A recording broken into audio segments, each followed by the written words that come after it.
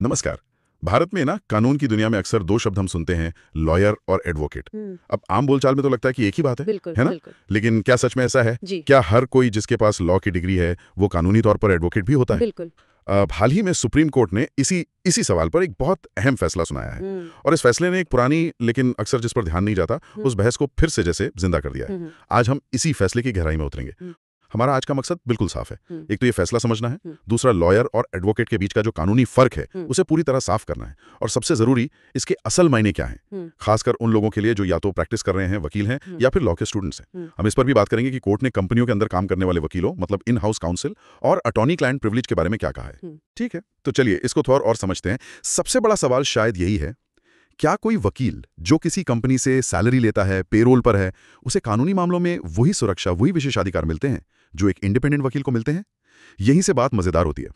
तो शुरुआत करते हैं सुप्रीम कोर्ट के इस हालिया फैसले से। ये मामला आखिर था क्या? ये असल में एक सो मोटो मामला था, है ना? जो यहाँ कोर्ट खुद ही इस मामले को देख रहा था, जो जांच एजेंसियां वकीलों को बुला लेती हैं, उस मुद्दे से जुड़ा था। अच्छा, और अब इसी में कोर्ट ने इन हाउस वकीलों और भारतीय साक्ष्य अधिनियम यानी बीएसके की धारा 132 उसके तहत मिलने वाले विशेषाधिकार पर टिप्पणी की। क्या कहा कोर्ट ने? हाँ, कोर्ट ने बिल्कुल साफ शब्दों में कहा, और मैं कोर्ट के शब्द ही बता रही हूँ। In house council will not be entitled to the privilege under section 132 since they are not advocates practicing in courts as spoken of in the BSA. अच्छा, मतलब सीधा है कि कंपनियों के वकील धारा 132 के प्रिविलेज के हकदार नहीं होंगे। बिल्कुल। तो इस फैसले ने उस बुनियादी सवाल का क्या जवाब दिया कि क्या हर लॉयर एक एडवोकेट है? कोर्ट का जवाब था नहीं। और देखिए, मजे की बात यह है कि ये कोई नई चीज नहीं है। सुप्रीम कोर्ट ने असल में उसी पुराने फर्क को दोहराया है जो हमारे एडवोकेट्स एक्ट 1961 में पहले से मौजूद है। Advocates act 1961? जी, उसकी धारा 2A है। वो साफ कहती है कि एडवोकेट वो है जिसका नाम किसी स्टेट बार काउंसिल के रोल पर दर्ज है।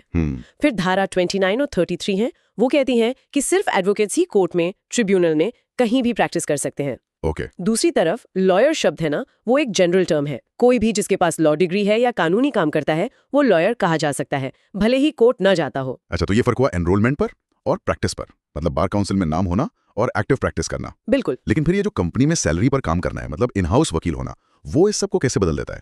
यहाँ शायद bar council of India rules का रोल आता है, नियम 49 शायद। हाँ, आप बिल्कुल सही पॉइंट पर आए हैं। बीसीआई रूल्स का रूल 49 यहाँ बहुत महत्वपूर्ण है।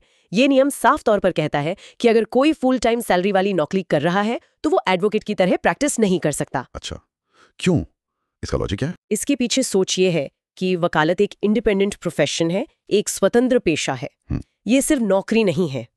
एक एडवोकेट से उम्मीद की जाती है कि वो बिना किसी दबाव के स्वतंत्र होकर अपने क्लाइंट को सलाह दे, और कोर्ट के प्रति भी उसकी ड्यूटी होती है। माना जाता है कि जब आप किसी के कर्मचारी बन जाते हैं तो ये स्वतंत्रता थोड़ी प्रभावित हो सकती है।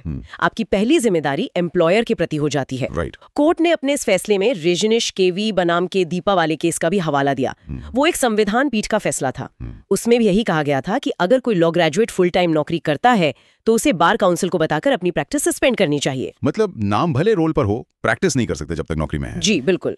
तो नतीजा यह है कि एक इन हाउस वकील चाहे कितना भी काबिल हो, कानूनी सलाह दे रहा हो, कानून की नजर में वो प्रैक्टिसिंग एडवोकेट नहीं है। उसका रिश्ता एम्प्लॉयर से मालिक कर्मचारी वाला ज्यादा है। तो ये स्वतंत्रता या इंडिपेंडेंस ही वो कसौटी है जिस पर सब कुछ टिका है, ऐसा लगता है। हाँ बिल्कुल। कोर्ट ने इस स्वतंत्रता को कैसे डिफाइन किया, एक प्रैक्टिसिंग एडवोकेट और एक सैलरी वाले इन हाउस लॉयर के बीच? क्या कोई बाहर का उदाहरण भी लिया? आपने पहले एक केस बताया था, एक्जो नोबेल वाला। हाँ, कोर्ट ने उस यूरोपियन कोर्ट ऑफ जस्टिस के एक्जो नोबेल फैसले का जिक्र किया। ये स्वतंत्रता वाला पॉइंट ही सबसे अहम है। यूरोपियन कोर्ट ने भी यही माना था कि इन हाउस वकील चाहे कितना भी योग्य हो, बार का मेंबर हो, उसे वो उसी दर्जे की स्वतंत्रता नहीं मिलती जो एक बाहरी इंडिपेंडेंट वकील को मिलती है। अच्छा। हमारे सुप्रीम कोर्ट ने भी यही तर्क अपनाया। कोर्ट ने कहा, और मैं फिर से उनके शब्द दोहरा रही हूँ, an in house counsel would even then be influenced by the commercial and business strategies pursued by his employer and would always be beholden to his employer and obliged to protect their interest। मतलब कि वो हमेशा company के business interest से प्रभावित होगा। जी, उसकी वफादारी पहले एम्प्लॉयर के प्रति होगी, जबकि एक प्रैक्टिसिंग एडवोकेट की पहली वफादारी कानून और कोर्ट के प्रति होते हैं। यही वो पूरी स्वतंत्रता है जो वकालत की पहचान है और जो एडवोकेट को वेतनभोगी लॉयर से अलग करती है। ये एक तरह का लिटमस टेस्ट है। चलिए अब वापस प्रिविलेज के मुद्दे पर आते हैं, क्योंकि कोर्ट की टिप्पणी तो इसी पर थी। ये भारतीय साक्ष्य अधिनियम बीएसए की धारा 132, ये है क्या आखिर? और ये सिर्फ एडवोकेट्स पर ही क्यों लागू होती है? देखिए, बीएसए की धारा 132 जो पुराने एविडेंस एक्ट की धारा 126 जैसी ही है, ये बहुत जरूरी चीज है। इसी को अटॉर्नी क्लाइंट प्रिविलेज कहते हैं। ये कहती है कि किसी प्रैक्टिसिंग एडवोकेट को मजबूर नहीं किया जा सकता कि वो अपने क्लाइंट से हुई बातचीत या दी गई सलाह का खुलासा करे, जो प्रोफेशनल कैपेसिटी में हुई हो। ये प्रिविलेज जरूरी है ताकि क्लाइंट बिना डरे वकील को सब बता सके, और ये आधारित है उसी प्रोफेशनल इंडिपेंडेंस पर जिसकी हम बात कर रहे थे। कानून मानता है कि एडवोकेट एक बाहरी सलाहकार है, क्लाइंट के ऑर्गेनाइजेशन का हिस्सा नहीं है, वो एक फिड्यूशरी है। और क्योंकि इन हाउस वकील में वो स्वतंत्रता नहीं है। बिल्कुल, क्योंकि कोर्ट ने माना कि उनमें वो स्वतंत्रता नहीं है और वो कानूनी तौर पर एडवोकेट प्रैक्टिसिंग नहीं है, इसलिए उनके और उनके एम्प्लॉयर के बीच की बातचीत को धारा 132 वाला ये मजबूत प्रिविलेज नहीं मिलता। लेकिन इसका मतलब क्या ये है कि इन हाउस वकीलों की बातचीत की कोई गोपनीयता ही नहीं है? मतलब सब कुछ खुला है? नहीं, ऐसा भी नहीं है। यहाँ एक और धारा है, BSA की धारा 134, वो थोड़ी अलग है। अच्छा। वो किसी भी व्यक्ति को अपने लीगल प्रोफेशनल एडवाइजर के साथ हुए कॉन्फिडेंशियल कम्युनिकेशन को बताने के लिए मजबूर करने से रोकती है। तो कुछ प्रोटेक्शन तो है? हाँ, इन हाउस वकीलों को धारा 134 के तहत गोपनीयता या कॉन्फिडेंशियलिटी की सुरक्षा मिल सकती है। लेकिन यहाँ गोपनीयता धारा 134 और कानूनी विशेषाधिकार धारा 132 में एक बहुत बारीक लेकिन महत्वपूर्ण कानूनी फर्क है। क्या फर्क है? धारा 132 का प्रिविलेज ज्यादा मजबूत है, ज्यादा बड़ा कवच है, खासकर कोर्ट की कार्रवाई में खुलासे से बचाने के लिए।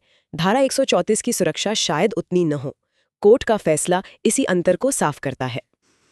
समझ गया। तो ये सिर्फ एक थ्योरी की बात नहीं रह गई है।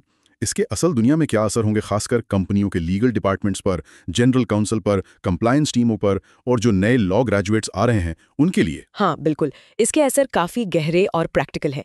पहला तो सीधा असर कॉर्पोरेट वर्ल्ड पर है।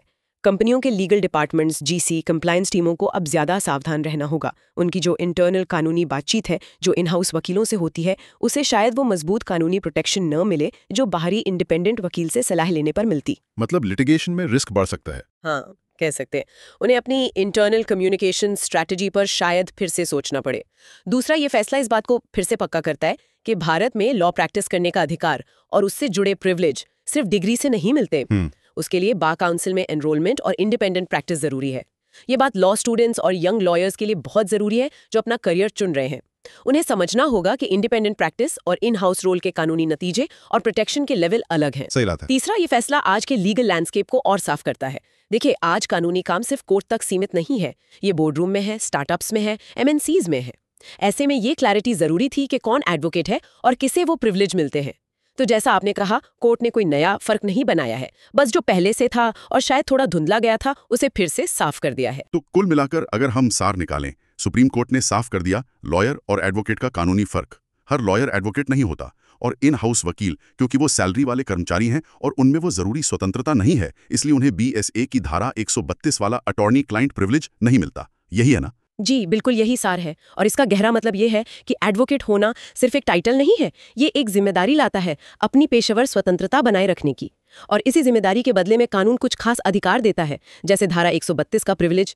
इस जिम्मेदारी के दिल में है कानून और न्याय व्यवस्था के प्रति निष्ठा, जो किसी क्लाइंट या एम्प्लॉयर के हितों से भी ऊपर है। बिल्कुल, स्वतंत्रता की जिम्मेदारी। हाँ, वही स्वतंत्रता एडवोकेट की पहचान है और प्रिविलेज का आधार भी। यहाँ एक सोचने वाली बात है, आजकल जैसे कंपनियों में इंटरनल लीगल सलाह और एक्सपर्ट्स की भूमिका बढ़ रही है। जी, बहुत बढ़ रही है। तो क्या ये सुप्रीम कोर्ट का क्लैरिफिकेशन कंपनियों को मजबूर करेगा कि वो अपना लीगल एडवाइजरी स्ट्रक्चर बदलें?